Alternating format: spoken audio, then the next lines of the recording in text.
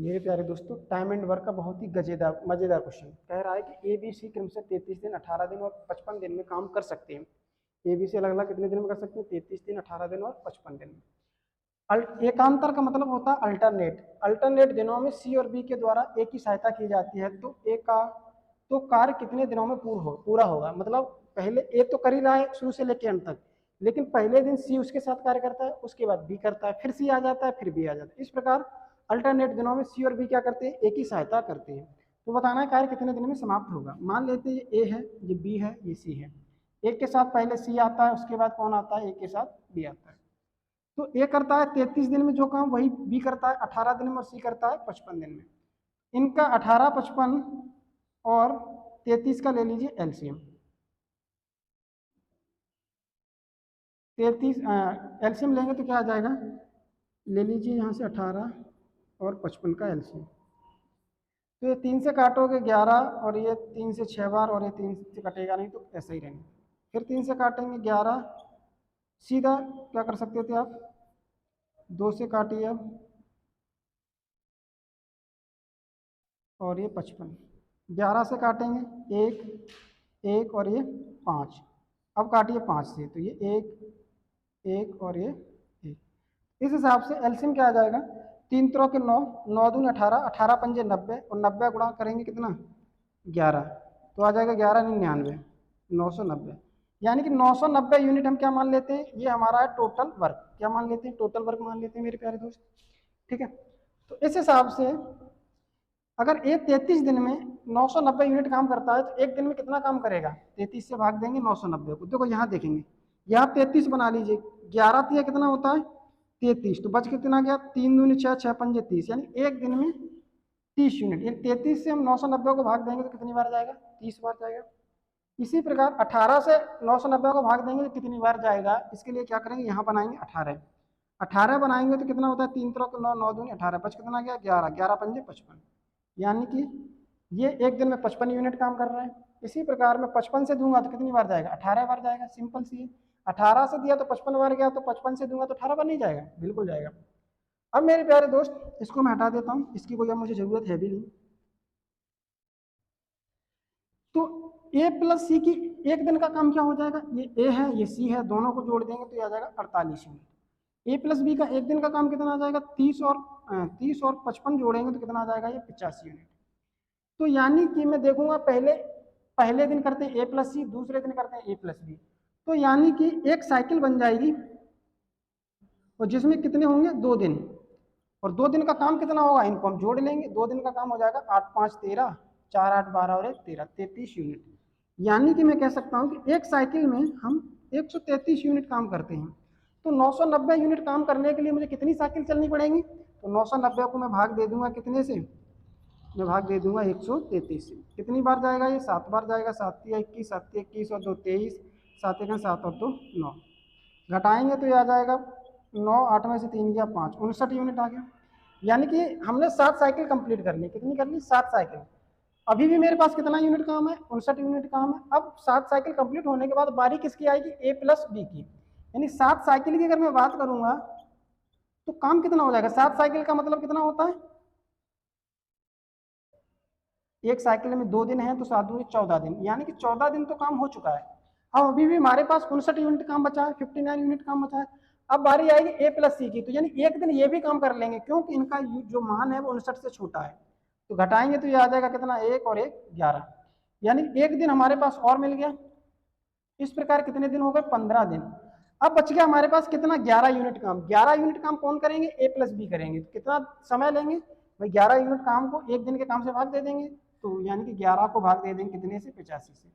तो मेरे को लगेंगे कितने? 15 सही 11 बट्टे 85 दिन।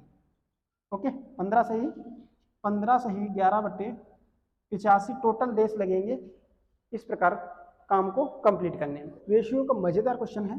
रोहन ने 3 परीक्षाएं दी, और 3 परीक्षाओं में जो उसके अंक आए हैं, वो उसका जो रेशियो है वो 2 5 9 है। और उन तीनों परीक्षाओं के कुल टोटल मार्क्स का जो रेशियो है वो 4:9:12 है। तो बताना है, इस प्रकार उसने कुल मिलाकर टोटल 50% अंक ला पाया। टोटल जो भी पूर्णांक था उसका कितना ला पाया? 50%। तो बताना है कि 50% से कम उसने कितनी परीक्षाएं ऐसी दी जो इसमें जिसके अंक उसके 50% से कम आए।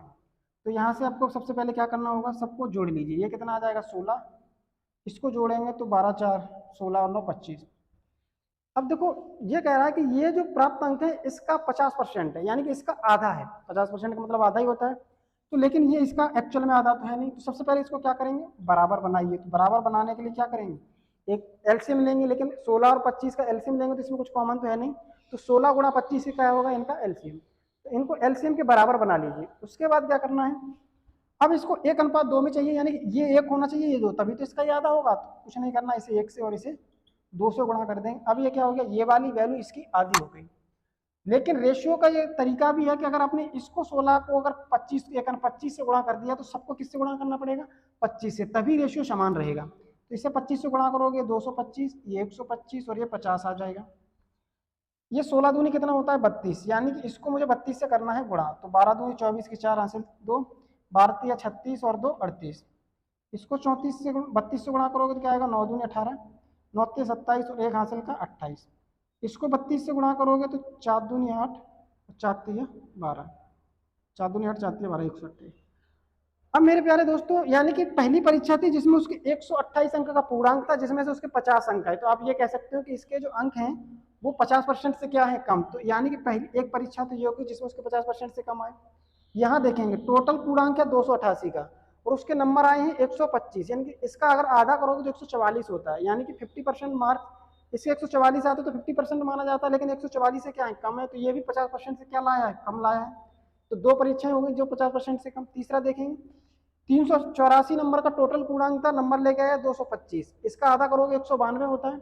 इसका मतलब ये परीक्षा ऐसी थी जिसमें इसके नंबर 50% से ज्यादा होते हैं, क्योंकि 384 का आधा करोगे 192 और नंबर 192 से क्या है, ज्यादा है, 225 है। ऐसी 2 परीक्षाएं हैं, कितनी हैं, 2 परीक्षाएं हैं जिसमें उसके 50% से नंबर क्या है, मार्क्स जो है, मार्क्स जो है वो 50% से कम है। ओके मेरे प्यारे दोस्त, चक्रवृद्धि ब्याज दिया है और मूलधन दिया है, तो आपको बताना है ब्याज की दर क्या है। मेरे प्यारे दोस्तों, ये क्वेश्चन सच में बहुत डिफिकल्ट है और बहुत ही ज़्यादा कैलकुलेटिव है।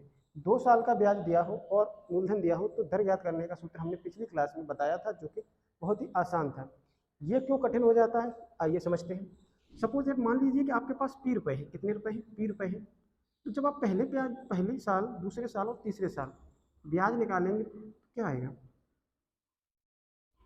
सब पहले साल 8% लेंगे, पहले साल 8% लेंगे, इस हिसाब से जो पहले साल का ब्याज आएगा वो PR/100 आएगा। दूसरे साल प्रिंसिपल पर जो 8% मिलेगा वो तो उतना ही आ जाएगा PR/100, लेकिन दूसरे साल इस ब्याज पर भी 8% मिलेगा, तो इस हिसाब से कितना हो जाएगा, PR/100 का होल स्क्वायर। देखिए ये बात हम पिछली क्लास में भी बता चुके हैं कि PR/100 का मैं अगर 8% निकालूंगा तो क्या करूँगा, R/100 से गुणा करूँगा। तो ये R/100 एक ब्रैकेट में ले लेते हैं, और 2 बार है तो उसको क्या कर देते हैं, स्क्वायर कर देते हैं। तो ये जो था 2 साल के CI ईसाई का अंतर था। लेकिन इस बार जो दिया गया है वो 3 वर्षों का चक्रवृद्धि ब्याज दिया गया है, इसके लिए मुझे 3 साल का निकालना पड़ेगा। तो मैं तीसरे साल भी 8% लूंगा, तो इस प्रिंसिपल का 8% निकालूंगा तो यही आ जाएगा PR/100। लेकिन मैं अब जो इतना 2 साल में ब्याज मिल गया, इस पर भी ब्याज पे ब्याज लूंगा, इस हिसाब से इस पे और इस पे तो इतना आ जाएगा, कितना आ जाएगा, PR/100 का R/100 और उसका होल स्क्वायर। इसी प्रकार ये इसका हो जाएगा, फिर इसका निकालेंगे तो ये भी आएगा कितना, PR/100 का होल स्क्वायर। अब इस पर भी मुझे क्या चाहिए, 8% चाहिए, फिर तभी तो 2 साल के पूरे CI कंपाउंड इंटरेस्ट का मुझे ब्याज पे ब्याज मिल पाएगा। तो इस तरीके से मैं फिर से देखूंगा, ये PR/100 का 8% निकालूंगा, तो 8% का मतलब है R/100। तो ये क्या हो जाएगा, PR/100 का क्यूब हो जाएगा। तो कुल मिला के ये जो वैल्यू आएगी वो आएगी PR/100 और उसका होल क्यूब। इतनी बात समझ में आ गई मेरे प्यारे दोस्त। अब देखिए क्या कह रहा है कि 3 साल का CI, हमें क्या दिया गया है, 3 साल के CI/SI का अंतर, सॉरी 3 वर्षों के चक्रवृद्धि ब्याज। और यहाँ एक और बात लिखेंगे, ये मैंने गलत लिख दिया, और साधारण ब्याज, कितना, साधारण ब्याज, ये सवाल है। और शायद ये 15,000 न होकर कितना है, 1,500 रुपये। तो 3 साल के CI और SI का जो अंतर है वो 1,500 रुपये है, तो ब्याज की दर। ये क्वेश्चन है मेरे प्यारे दोस्त, समझ में आ गया। चक्रवृद्धि ब्याज और साधारण ब्याज का जो 3 साल का अंतर है वो कितना है 1500। तो इस हिसाब से आप देखेंगे कि 3 साल के CISI का अंतर क्या आएगा, यही तो आएगा 3 साल के CISI के अंतर। ये अभी तक हम पिछली जितनी भी क्लास है यही चीज़ पढ़ते आए हैं। तो इन सबको जोड़ेंगे तो क्या आएगा, देखो ये 1 2 3 बार सेम चीज़ है तो क्या आ जाएगा 3PR/100 का होल स्क्वायर प्लस कितना करोगे, ये भी जोड़ दोगे PR/100 का क्यूब। ये किसके बराबर होगा, 3 साल के CI और SI के अंतर के बराबर होगा। यानी कि मैं इसको थोड़ी देर के लिए मान लेता हूँ कि ये कितना अंतर है, जो है वो D है, कितना है D है।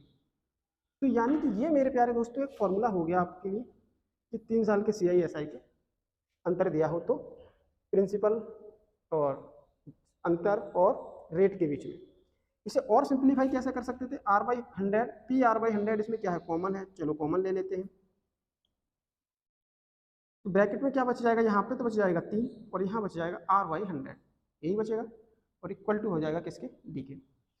तो यहाँ से देखोगे R/100 का होल स्क्वायर और एक ब्रैकेट में इसे हम और सिंप्लीफाई करेंगे तो ये 300 प्लस R/100 कर सकते हो, बराबर क्या आ जाएगा D/P आ जाएगा। ये भाई मेरे दोस्त 3 साल के CI/SI का अंतर हो गया, अंतर और प्रिंसिपल के बीच में रिलेशन हो गया, अनुपात हो गया। लेकिन अब इसको सॉल्व करना अभी भी क्या है मेरे प्यारे दोस्त, कठिन है। क्यों, क्योंकि आप इसके अंदर गुणा करेंगे तो ये क्यूबिक इक्वेशन बनेगी। क्या बनेगी, क्यूबिक इक्वेशन। क्यूबिक इक्वेशन क्या होती है, एक ऐसी इक्वेशन जिसमें किसी भी वेरिएबल की घात 3 हो तो वो क्या हो जाती है, क्यूबिक इक्वेशन हो जाती है। और ये भी आपको पता होना चाहिए जिस इक्वेशन की जितनी जितनी मैक्सिमम पावर होती है उतने ही क्या होते हैं उसके सॉल्यूशन होते हैं। ये सारी बातें हम मेरे प्यारे दोस्त अलजेब्रा में समझ भी देंगे। कुल मिला के 3 साल के CI/SI का अंतर दिया हो और मूलधन दिया हो तो उनके बीच में रिलेशन ये हो जाएगा। तो दर यहाँ से आप कैसे निकाल सकते हैं, तो मेरे प्यारे दोस्त इससे निकालना जो होगा वो बहुत ही डिफिकल्ट होगा। क्या होगा, डिफिकल्ट होगा। अपने पेपर में यानी कि पिछली क्लास में देखा हो, मैंने कहा था कि अगर R% रेट है और उसकी फ्रैक्शन इस प्रकार से आ जाती है 1/A, ये महज एक तुक्केबाजी है। अगर 1/A आ जाती है तो प्रिंसिपल आप क्या मानते थे, AQ मानते थे, ठीक है। और ये A² और ये आपका A इस तरीके से आता था। तो CI/SI का अंतर क्या आ जाता था, CI/SI का अंतर आ जाता था 3A प्लस का 1। ये क्या था, ये आपके 3 साल के CI और 3 साल के SI का अंतर था। प्रिंसिपल कितना है, AQ, बराबर क्या होगा, यानी कि 3 साल के CI/SI का अंतर है 1500 और ये कितना है 30,720। तो यहाँ से देखेंगे 0 से 0 काटेंगे, ये अभी हमने काटा, ऊपर आया 25, नीचे कितना आया 1024, यही आया था। तो मेरे प्यारे दोस्त ये क्या आया था, नहीं नीचे आया था 512। अब देखेंगे यहाँ A क्यूब की वैल्यू कितनी आ रही है 512, ये किसका क्यूब बन रहा है, तो आप कहेंगे सर A की वैल्यू आ जाएगी 8। अगर A की वैल्यू 8 आ गई, यहाँ से इसको ऊपर चेक करेंगे तो क्या 25 हो रहा है, A की वैल्यू 8 रखने पर, तो देखेंगे ये 3 8 प्लस 1 8 3 24 और 1 25 बिल्कुल हो रहा है। यानी कि ये चीज़ क्या हो गई, सेटिस्फाई हो गई मेरे प्यारे दोस्त, क्या हो गई है, सेटिस्फाई हो गई है। भाई यहाँ से हमने कंपेरिजन किया तो A की वैल्यू 8 निकल के आ गई। अब 8 रखने पर जो यानी इसमें रखने पर ये वैल्यू इसके बराबर हो जाती तो बात चीज़ें सेटिस्फाई हो जाएंगी। अगर 8 रखने पर ये चीज़ इसके बराबर ना आए तो कहेंगे कि ये चीज़ गलत है। लेकिन अब ये सेटिस्फाई हो रही है तो इसका मतलब A की वैल्यू हो जाएगी 8, कितनी हो जाएगी, A की वैल्यू हो जाएगी 8, 1/8। गुणा करेंगे किससे, 100 से, प्रतिशत बनाने के लिए तो आ जाएगा 12.5%। इस प्रकार से ऑप्शन ए क्या हो जाएगा मेरे प्यारे दोस्त, सही हो जाएगा आपका। समझ रहे ना, इस तरीके से आप क्या कर सकते हैं, बना सकते हैं। ओके मेरे प्यारे दोस्तों, तो एग्जाम में हमें इस तरीके से क्वेश्चन को क्या करना होगा, बनाना होगा। ओके, तो आसान था ये। वैसे एग्जाम में क्वेश्चन पूछा नहीं जाएगा, आज तक नहीं पूछा गया है, लेकिन बाय द वे इसको मुझे सीखना है, यानी कि मुझे कभी भी आ सकता है, पूछा जा सकता है, तो मैं इस तरीके से बना सकता हूँ। ओके मेरे प्यारे दोस्त।